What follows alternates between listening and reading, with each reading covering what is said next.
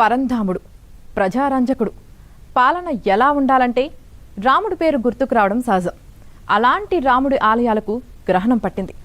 పాలకులు పట్టించుకోవడం లేదన్న ఆరోపణలు వినిపిస్తున్నాయి. కాంగ్రెస్ అధికారంలోకి వచ్చిన తర్వాత రామాలయాలకు మహర్దశ ఖాయమైంది.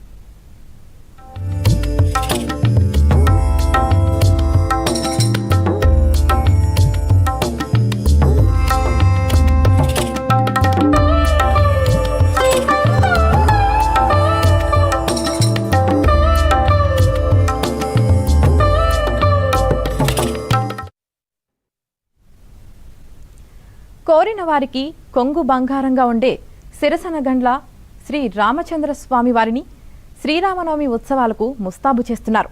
ఆలయాన్ని సర్వాంగ సుందరంగా తీర్చిదిద్దుతున్నారు. వేలాది మంది భక్తులు స్వామివారి కళ్యాణోత్సవానికి వచ్చి సీతారాముల ఆశీర్వాదాలు తీసుకోనున్నారు.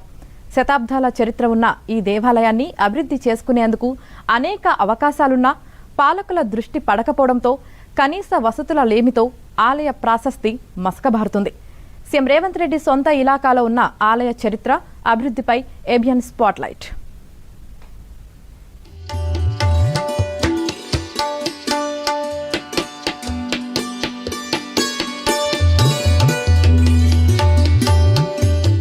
నాగర్ కర్నూలు జిల్లా వంగూరు మండలం సిరసనగండ్ల గుట్టపై వెలసిన సీతా లక్ష్మణ సమేత శ్రీరామచంద్రుల వారి కళ్యాణోత్సవానికి ఆలయం ముస్తాబవుతోంది.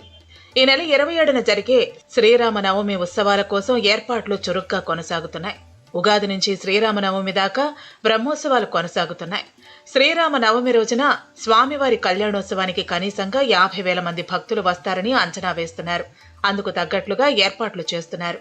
ఇన్నాళ్లు అభివృద్ధి అంటే ఏంటో తెలియని ఆలయంలో ఈ ఏడాది 2 కోట్ల రూపాయలతో భక్తుల కోసం షెడ్డు నిర్మాణం, ఆలయ గుండం మరమ్మతులు, షటర్ల నిర్మాణం లాంటి పనులకు మంత్రి జూపల్లి కృష్ణారావు శంకుస్థాపన చేశారు. గతేడాది శ్రీరామనవమి సందర్భంగా వచ్చిన జూపల్లి ఈ దేవాలయం అభివృద్ధికి సహకరిస్తానని ఇచ్చిన మాట ప్రకారం స్థానిక ఎమ్మెల్యే వంశీకృష్ణ ఇతర ప్రజాప్రతినిధులతో కలిసి ఈ శంకుస్థాపన కార్యక్రమాన్ని నిర్వహించారు. ఇక్కడికి వచ్చేటువంటి వేలాది మంది భక్తులకు వసతుల కల్పన కోసం గతంలో చెప్పిన దాని ప్రకారం మంజూరు కూడా చెప్పి ఆ పనుల శంకుస్థాపన కోసం రావడం జరిగింది.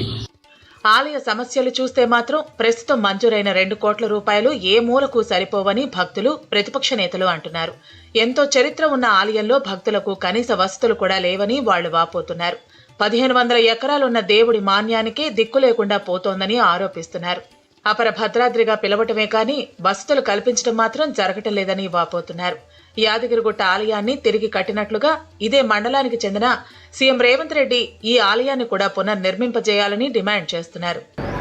సుమారుగా ఒక 100 కోట్ల రూపాయలు కేటాయించి ఆ యొక్క రామాలయ మందిరాన్ని భవ్యమైనటువంటి మందిరంగా చేయాలని, దానికి ముఖ్యమంత్రి ముందుకు రావాలని, తమ యొక్క పేరు చిరస్థాయిగా జన్మజన్మలకు గుర్తుండే విధంగా ఆనాడు కేసీఆర్ యాదాద్రి భువనగిరిని ఎట్లయితే అభివృద్ధి చేసిండో మరి ఈ ప్రాంతంలో జన్మించిన మీరు సిరిసంగళ్లను కూడా ఆ స్థాయిలో అభివృద్ధి చేయాల్సిన బాధ్యత మీ పైన ఉంది. సిరిసనగండ్ల ఆలయానికి అనేక విశిష్టతలున్నాయి. ఇక్కడి ఆచార వ్యవహారాలు కూడా చాలా ప్రత్యేకం. ఇక్కడి రాముల వారిని రాజా రాముడిగా అభివర్ణిస్తారు. ఎక్కడా లేని విధంగా స్వామివారు మీసాలతో ఓ క్షత్రియుడుగా భక్తులకు దర్శనమిస్తారు.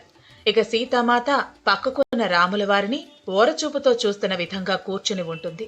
ఇక లక్ష్మణుడు ఒకానొక సమయంలో నిగ్రహం కోల్పోయి ఇక్కడ వెలిసిన పోచమ్మ వారి ముక్కును కోసినట్లు ఇక్కడి ప్రజలు అనుకుంటూ ఉంటారు. ఇక మూల విగ్రహాలకు తోడుగా అన్ని చోట్ల కనిపించే హనుమంతుడు ఇక్కడ మాత్రం కనిపించడు. సీతాపహరణం కన్నా ముందుండే చరిత్ర ఆధారంగా ఈ మూర్తులను తీర్చిదిద్దినట్లు, అందుకే హనుమంతుడు ఉండడని చెబుతూ ఉంటారు.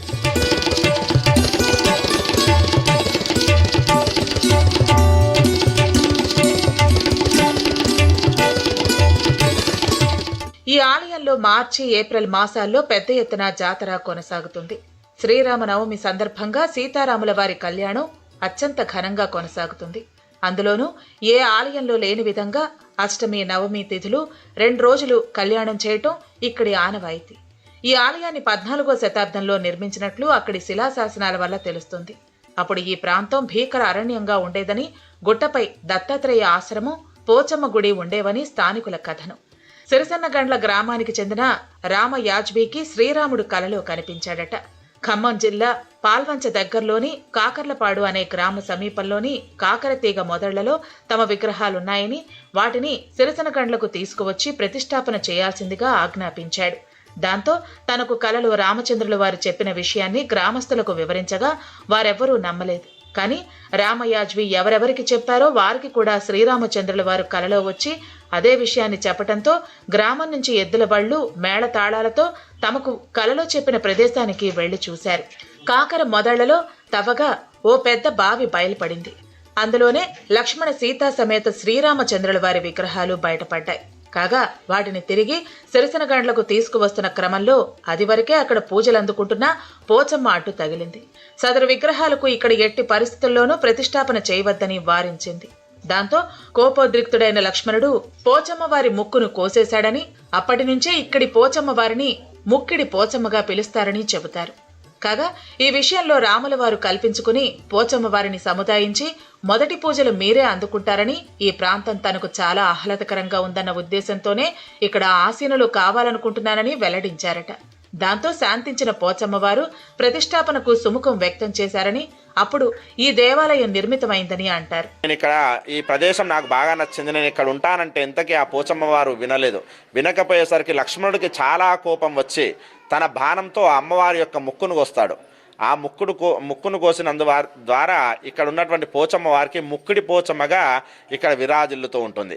అప్పుడు ఆ రాముల వారు లక్ష్మణుల వారిని, పోచమ్మ వారిని శాంతపరిచి, అమ్మ నీ పూజ అయిన తర్వాతనే నా పూజ, నీకు దర్శనమైన తర్వాతనే నా దర్శనం అని చెప్పి అమ్మవారికి అభయం ఇచ్చినందుకు గాను ఇక్కడ స్వామివారు అభయరాముడిగా స్వామివారు విరాజిల్లుతూ ఉన్నారు. సిరసనగండ్ల ఆలయంపై మరో కథనం కూడా ప్రచారంలో ఉంది. భద్రాచలంలో ప్రతిష్ఠించాల్సిన విగ్రహాలు పాల్వంచ సమీపంలోని రావిచేడు గ్రామంలో ఒక పురోహితుడి ఇంటి పెరటిలో ఉండిపోయాయట.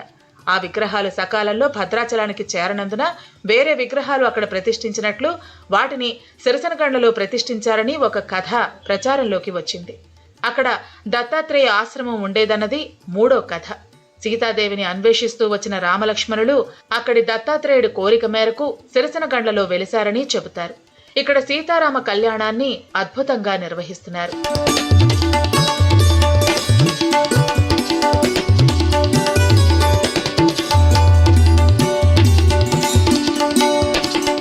ఇక్కడ నవగ్రహాలు, రామలింగేశ్వర ఆలయం, శ్రీ హనుమాన్ ఆలయం, ముక్కిడి పోచమ్మ, దత్తాత్రేయ సన్నిధి, నాగ సన్నిధి, రామకోటి స్తూపం, కళ్యాణ మండపం, గణపతి దేవుడు, అంబికా దేవీలకు పలు ఉప ఆలయాలున్నాయి.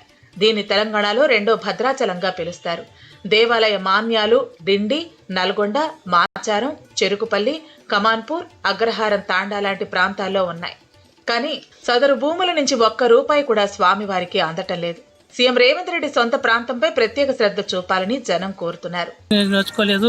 సీతారామచంద్ర స్వామి దేవస్థానం చాలా రోజు రోజుకు అభివృద్ధి చెందుతుందని మేము ప్రతి సంవత్సరం చూస్తున్నాము. ఎలాంటి అభివృద్ధి చెందలేదు. ఇప్పుడు స్వామి మనకు రేవంత్ రెడ్డి సారు దీని మీద చర్య తీసుకొని కొన్ని కోట్లు వెచ్చించి దాన్ని అభివృద్ధి చెంది ఇక్కడున్న 3 జిల్లాల ప్రజలకు అందుబాటులోకి తేవాలని కోరుకుంటున్నాం.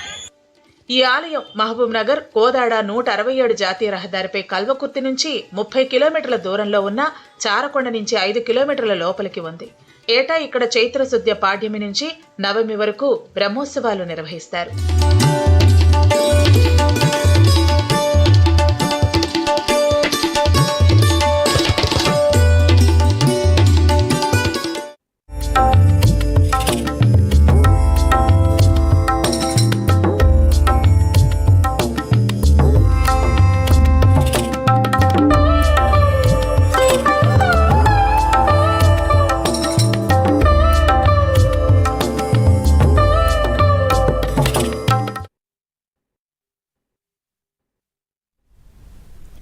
విజయవాడ పోలీసులు ప్రజా బంధువులుగా మారారు. వేసవిలో జనానికి ఉపశమనం కలిగించే చర్యలు